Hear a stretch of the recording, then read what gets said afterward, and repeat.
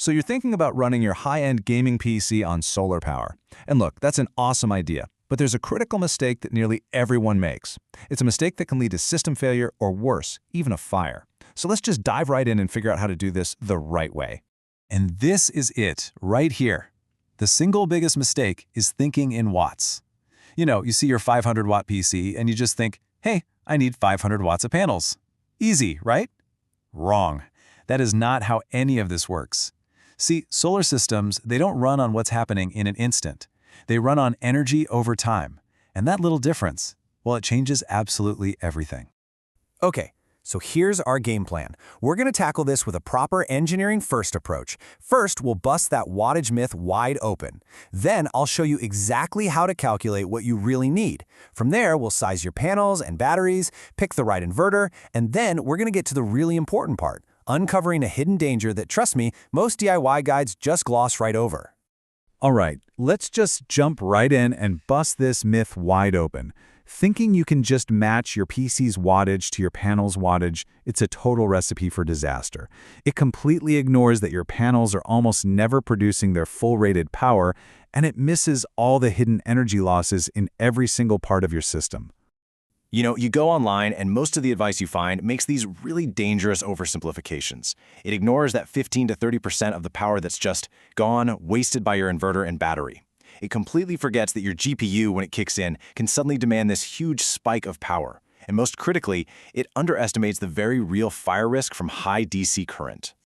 Okay, so here it is. This is the crucial shift in thinking we need to make. We've got to stop thinking in watts and start thinking in watt-hours. That's the real measure of energy over time, and it's the only way to figure out what your system truly needs to deliver, day in and day out. So let's start with a solid baseline, something we can all agree on. A decent gaming PC, mid to high end. When you're really in the middle of a game, it's going to pull about 500 watts from the wall. This is our starting point. But remember, it's only the start of the calculation. Okay, now let's turn that power into energy. So let's say you game for, 4 hours a day. You just multiply that 500 watts by those 4 hours, and that gives you 2,000 watt-hours. That is the actual amount of energy your PC needs to get through your gaming session. But, and this is a big but, here's the catch. To actually deliver those 2,000 watt-hours to your PC, your whole solar system has to generate way more than that. And you're probably asking, why? Well, because every single component in the chain, the wires, the battery, the inverter, they all waste a little bit of energy just doing their job. Well, it's because of something called loss stacking. And honestly, this is where so many DIY plans just completely fall apart. Just take a look at this breakdown. Only about 70% of the energy you generate ever makes it to your computer. The inverter chews up 15%, the battery another 10%. Even the wires lose some. When you add it all up, you are losing around 30% of your power. You have to plan for that from the very beginning. So when we factor in that 30% loss, that 2,000 watt-hour number we had, it's not the real number.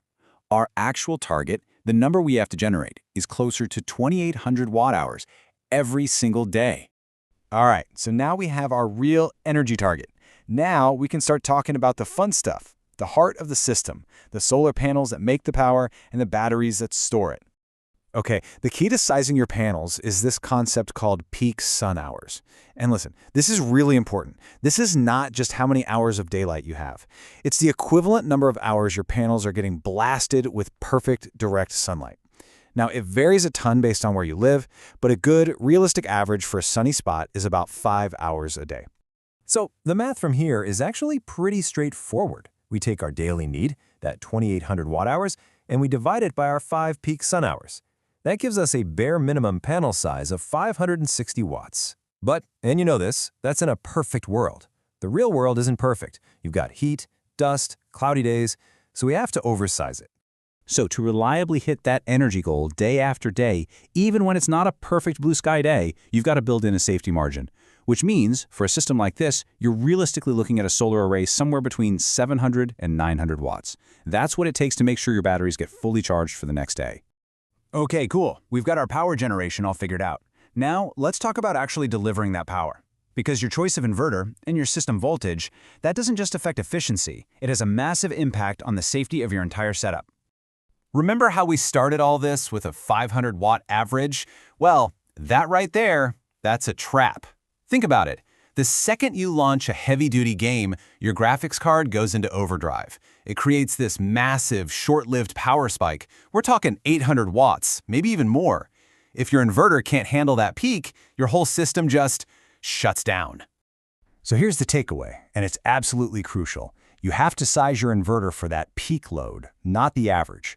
For a gaming PC, that means getting a good, high-quality, pure sine wave inverter that's rated for at least 1,000 to 1,500 watts. That's really the only safe and reliable way to go.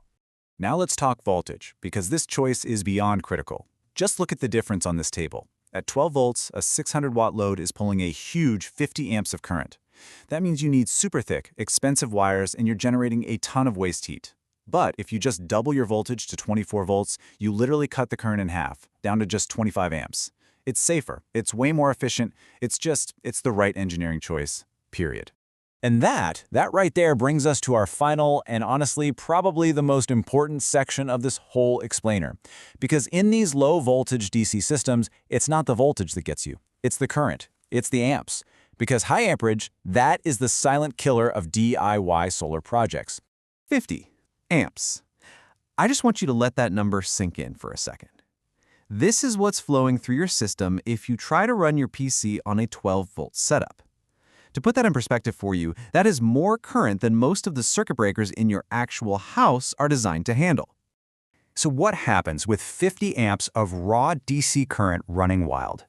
Well, it can easily melt wires if they're even slightly too thin. It can make your connections get so hot they fail. It is a very, very real fire hazard. And it can permanently destroy your expensive inverter and batteries. This is exactly why managing your current by choosing the right voltage and the right wire size is completely non-negotiable.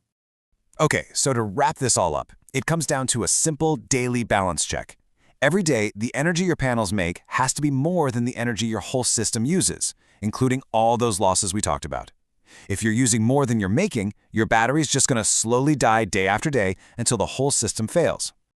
So, to go all the way back to the original question, what do you really need? You need 700 to 900 watts of panels, a good 24-volt battery bank, and a 1,500-watt inverter. Because, and this quote just nails it, anything less, and you're not building a system, you're building a problem.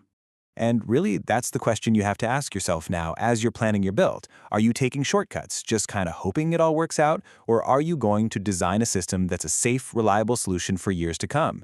Is your system going to be a real solution, or is it going to be a problem? It's up to you.